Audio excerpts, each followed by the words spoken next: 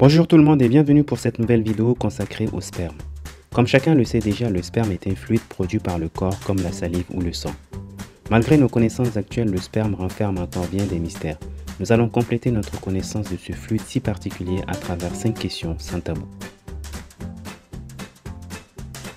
Numéro 5. Est-ce que c'est dangereux d'avaler du sperme? Beaucoup de femmes aiment faire ce qu'on appelle une fellation, c'est-à-dire mettre le sexe de l'homme dans leur bouche, ce qui aboutit souvent à une éjaculation buccale ou faciale. Si une personne a une maladie infectieuse, ces fluides sont aussi porteurs de la maladie et peuvent donc la transmettre. Une personne atteinte du virus du sida produira un sperme porteur du virus du sida. Les connaissances actuelles ne permettant pas de guérir du sida, il vaut mieux connaître la sérologie de son partenaire. Numéro 4. Est-ce que le sperme fait grossir? Comme ça, non. Comme ça, oui. C'est ce qu'on appelle une grossesse qui engendre une prise de poids pendant 9 mois et qui est perdue à l'accouchement assez rapidement. En dehors de cette condition, avaler du sperme n'engendre pas de prise de poids. Numéro 3. Il paraît que la qualité du sperme est en baisse, vrai ou faux? Vrai. De nombreuses études prouvent que les hommes produisent de moins en moins de spermatozoïdes qu'il y a 50 ans. Premier pays concerné, les pays occidentaux. La cause de ce déclin? Les perturbateurs endocriniens, qui sont des produits chimiques qui perturbent le fonctionnement hormonal du corps humain, d'où leur nom de perturbateurs. On les trouve dans un produit qui a envahi nos vies quotidiennes, le plastique. Il y a aussi les pesticides qui entrent dans notre corps à travers nos aliments. Ces perturbateurs et ces pesticides causent le cancer des testicules. Conséquence, les spermatozoïdes deviennent lents ou ne peuvent quasiment plus se déplacer pour aller faire leur travail, féconder l'ovule. Les scientifiques ont étudié l'impact des perturbateurs endocriniens sur les têtards. Dans un bassin riche en perturbateurs endocriniens, tous les têtards sont devenus des femelles.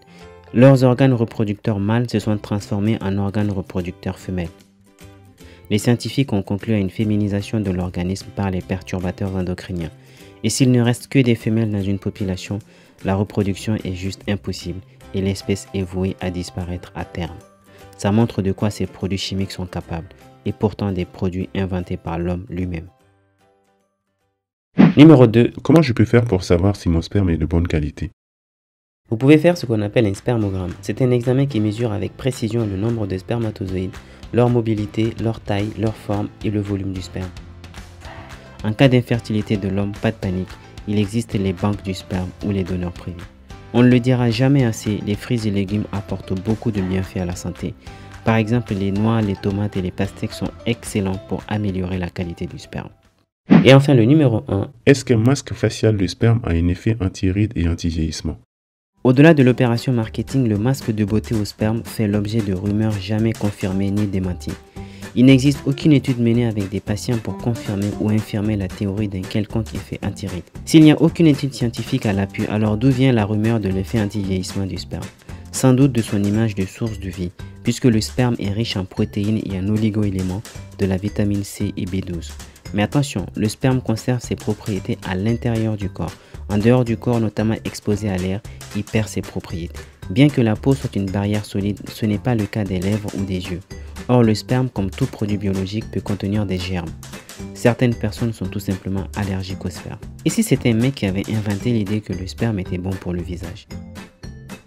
Saviez-vous qu'il y a plus de 100 millions de spermatozoïdes dans une seule éjaculation? En gros, vous étiez au départ d'un marathon, vous étiez un coureur parmi 100 millions et c'est vous qui avez gagné le marathon. Si vous êtes venu au monde et que vous regardez cette vidéo, c'est que vous êtes un winner.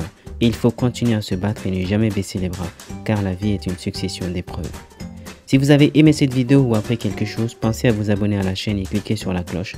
Je vous souhaite une bonne journée et je vous dis à très bientôt pour une nouvelle vidéo. Salut!